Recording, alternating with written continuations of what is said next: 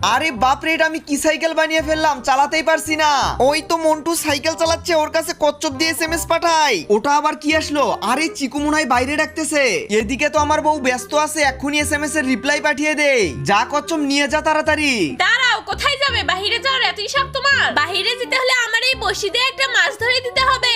আরে দাও, এটা কোনো ব্যাপারই না, এই তো বড়শিটা পুকুরে ফেলে দিলাম। মাছ না পেলে কিন্তু যাওয়া নেই। মন্টুর বড়শিটাকে টেনে নিয়ে এসে একটা বড় মাছ লাগিয়ে দেই, তাহলে ওর বউ বাইরে যেতে দেবে।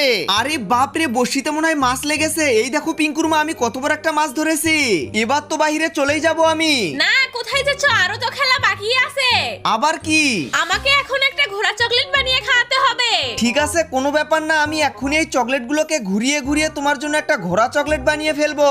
এই যে দেখো, এটাকে টেনে টেনে তোমার জন্য সুন্দর একটা ঘোড়া বানিয়ে ফেললাম। ওয়াও, অনেক সুন্দর হয়েছে, কিন্তু এটাতেও হবে না। তোমাকে এই বালতির পানিতে 1 ঘন্টা গোসল করতে হবে, তবেই যেতে পারবে।